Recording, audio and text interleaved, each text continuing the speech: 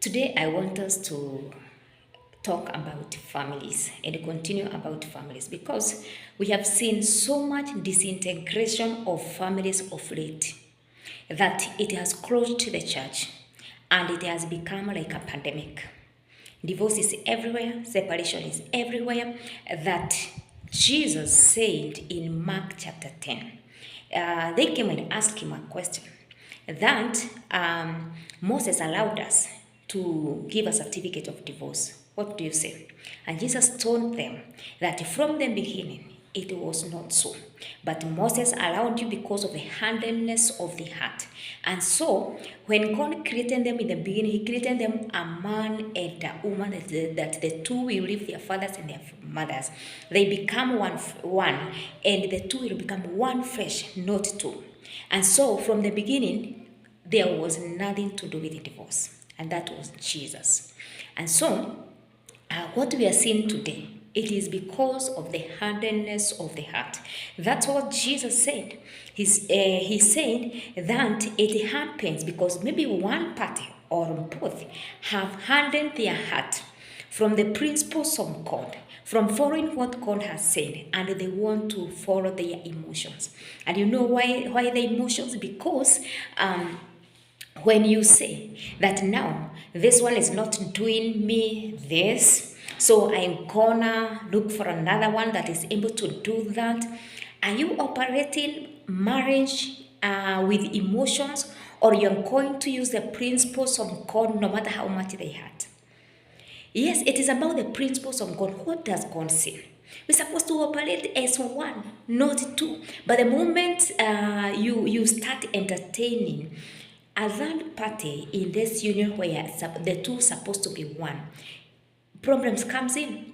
Why are these problems coming? Because one party has handed their heart against the principles of God. Because when we read 1 Corinthians chapter 13 about the love God has described there, love is patient, love ensures, love is long suffering.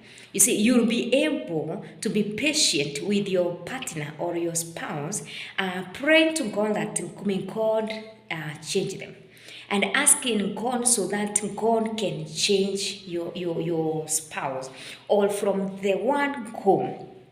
If you saw red flag, you're not supposed to have started this thing. But if you started it and God stamped this union, then the same God should keep it.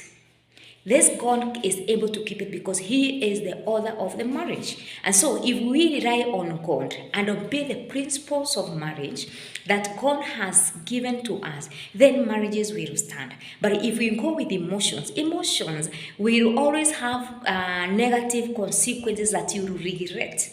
How many people are regretting having left their covenant partners, went outside there, things were not okay, they came back when they are sick, when they are drained financially, they are down.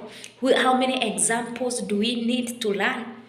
It is because of the hardness of the heart. Actually, what we should be doing now is to pray to God, to soften our heart, to give us a heart of flesh that is able to obey His word. That's how we are going to keep families, because the moment families disintegrate, they are affecting the cause of Christ.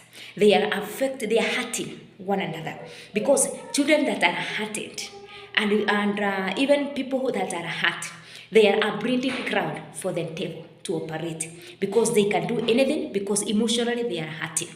So let us do our marriage, our families, according to the principles of God, and we are not going to fail. Because when God is in it, He's going to sustain it. God is faithful. He is the one who started this institution. Are we going to rely on social media? Are we going to rely on emotions? Let's rely on the principles of the word, and we are going to see families standing, because that is the will of God.